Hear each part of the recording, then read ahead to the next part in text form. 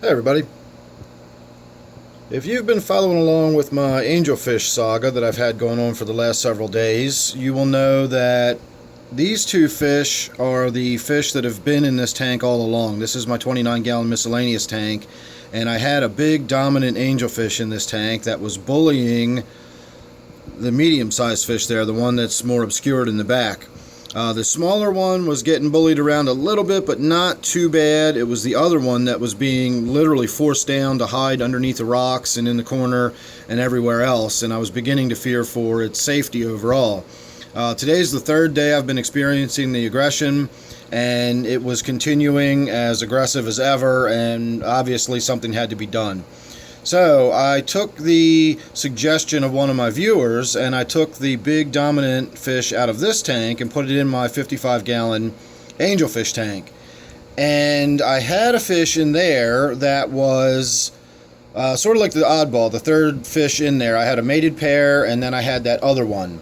So what I did was I moved that other one into this tank, and you can see now, sort of, he is back there. That's my German blue. While it's hard to tell it's back there, it is. And that's just the point.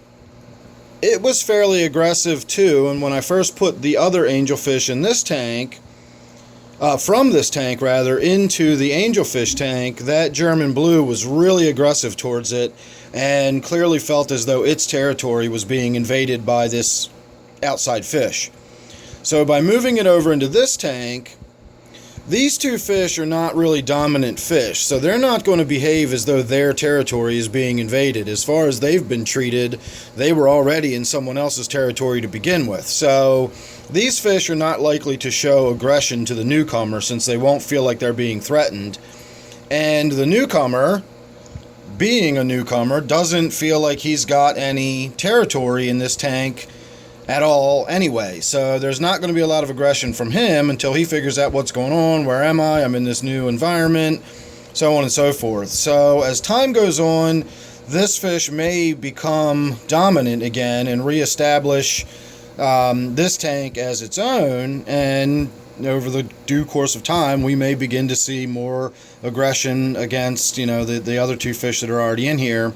That's just the way it goes with angelfish. Angelfish are difficult to get to live in groups together. They are cichlids, so you really kind of have to stick with either the mated pair or the singleton. Getting a group of them to live together is not always easy. It's not impossible. Angelfish are on the low end of the aggression scale as far as cichlids go, but they all have their own personalities, and some of them are far more aggressive than others. So people get lucky.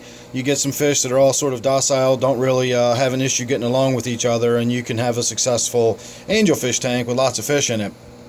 I have been having issues, and they all sort of cropped up out of nowhere over the last few days, but that's not unusual either. I've had to go through this several times over the years with all of my angelfish, but that's just what you get when you buy angelfish the way I used to. I used to swap them out and buy them and trade them in and get new ones, and I've gone through quite a lot of angelfish over the years. So hopefully this new arrangement will work. Make sure you're subscribed, that way you won't miss any of the updates I got coming up. I am going to stay on top of this issue and keep everybody up to date as far as how these guys get along. So if you're subscribed, you won't miss any of that or any of the other stuff I've got coming up. Remember, this is my 29-gallon miscellaneous tank. Thanks for watching this one. Hope you enjoyed it, and I will see you real soon on the next one.